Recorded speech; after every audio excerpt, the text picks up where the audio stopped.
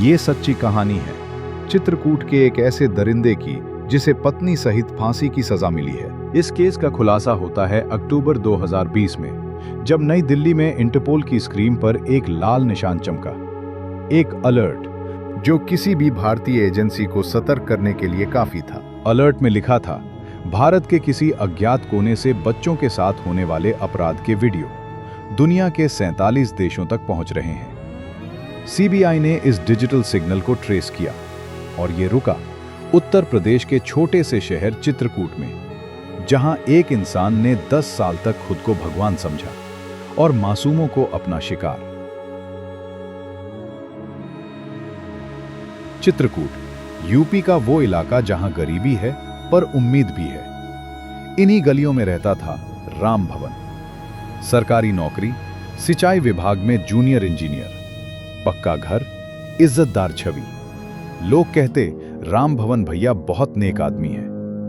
उसकी पत्नी दुर्गावती, घर संभालने वाली, दिखने में शांत, लेकिन उस घर की 4 दीवारी के अंदर एक ऐसा अंधेरा पल रहा था जिसका नाम सुनकर भी रूह कांप जाए। करीब 1 दशक पहले यह सब शुरू हुआ। राम भवन इलाके में रसूखदार, गरीब परिवारों के बच्चों को मिठाई देता, खिलौने देता, छोटे छोटे फेवर्स करता। धीरे धीरे वो भरोसा जीतता, माँ बाप उसे भला आदमी समझ लेते, और इसी भरोसे के पीछे छिपा था उसका दानवी सच। छोटे छोटे बच्चे जिन्हें यह भी नहीं पता था कि उनके साथ क्या हो रहा है, दर्द में रोते थे पर शब्द नहीं थे। और राम भवन के पास था एक कैमरा।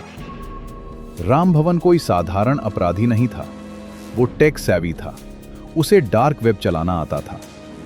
डार्क वेब इंटरनेट का वो हिस्सा जहां पहचान छिपाई जाती है, कानून की पकड़ लगभग नामुमकिन। यही वो जगह थी जहां वो मासूमों का दर्द बेच रहा था। एक वीडियो लाखों में बिकता। खरीदार थे अमेरिका, ब्राजील, चीन, अफगानिस्तान सहित कुल 47 देश। उसने 10 साल में 2 लाख से ज्यादा वीडियो डार्क वेब पर अपलोड किए। पत्नी दुर्गावती सिर्फ जानकार नहीं थी, सक्रिय रूप से शामिल थी। बच्चों को घर बुलाती, रोकती, साथ खड़ी रहती। एक औरत जो मां बन सकती थी, खुद एक दानव बन गई। अक्टूबर 2020, इंटरपोल के एक ऑफिसर को डार्क वेब पर एक पैटर्न दिखा।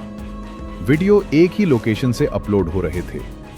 भले ही राम भवन ने फुटप्रिंट्स मिटाने की कोशिश की थी, लेकिन इंटरनेट से कुछ भी परमानेंट नहीं हटता। सीबीआई की साइबर टीम ने काम शुरू किया। सर्वर से सर्वर, वीपीएन से वीपीएन, डिजिटल फुटप्रिंट्स को फॉलो किया गया और आखिरकार सिग्नल रुका चित्रकूट में। एक घर, एक नाम, राम भवन। 31 अक्टूबर 2020, एफआईआर दर्ज। 17 नवंबर, वो दिन जब सीबीआई उसके दरवाजे तक पहुंची। सुबह का समय। राम भवन को अंदाजा भी नहीं था कि 10 साल का अंधेरा आज खत्म होने वाला है। सीबीआई ने घर की तलाशी ली और जो मिला किसी का भी दिल हिला दे। 12 मोबाइल फोन, कई लैपटॉप, 34 वीडियो, 769 तस्वीरें, भारी नकदी। दिसंबर में दुर्गावती को भी गिरफ्तार कर लिया गया। बच्चों को AIMS दिल्ली ले जाया गया। डॉक्टरों ने कहा, हमने अपने करियर में ऐसी इंजरीज कभी नहीं देखी। हम डॉक्टर भी विचलित हो गए। केस गया बांदा की स्पेशल पॉक्सो कोर्ट में। 74 गवाह, सीबीआई का डिजिटल एविडेंस, AIMS डॉक्टरों की गवाही और वे बच्चे जो अब बड़े हो चुके थे। राम भवन के वकील ने कोशिश की, जमानत, डिले, लूप होल्स, सब नाकाम। जज साहब एक एक सबूत को पढ़ते गए, एक एक आवाज को सुनते गए और फिर फैसले का दिन तय हो गया। कोर्ट रूम में सन्नाटा था। जज ने कहा, यह मामला रेयरेस्ट ऑफ रेयर है। बच्चों के नाजुक अंग तक क्षतिग्रस्त हुए। इस अपराध की कोई माफी नहीं। राम भवन और उसकी पत्नी दुर्गावती दोनों को मृत्युदंड दिया गया। मरते दम तक फांसी के फंदे पर लटकाए रखने की सजा। बांदा के इतिहास में पहली बार किसी महिला को डेथ सेंटेंस मिला। उस रात जेल में दोनों ने खाना नहीं खाया, नींद नहीं आई। 10 साल का अंधकार अब उनके सामने आ खड़ा हुआ था। कहानी अभी खत्म नहीं हुई। अब ये मामला हाई कोर्ट में कंफर्मेशन के लिए जाएगा, लेकिन 34 बच्चों के लिए न्याय शुरू हो चुका है। माँ बाप के लिए एक महत्वपूर्ण सलाह, बच्चों से रोज बात करें। गुड टच, बैड टच समझाएं। बच्चे को सुनने वाला वातावरण दें। इज्जतदार दिखने वाले लोगों पर आंख बंद करके भरोसा न करें। बच्चों के व्यवहार में बदलाव हमेशा गंभीर संकेत होता है।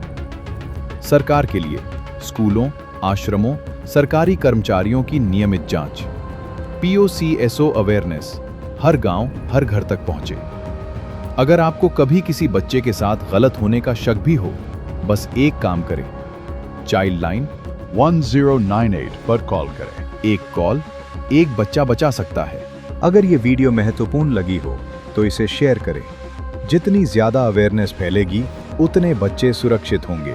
चैनल को सब्सक्राइब करें ऐसी और सच्ची कहानियों के लिए। मिलते हैं अगली वीडियो में।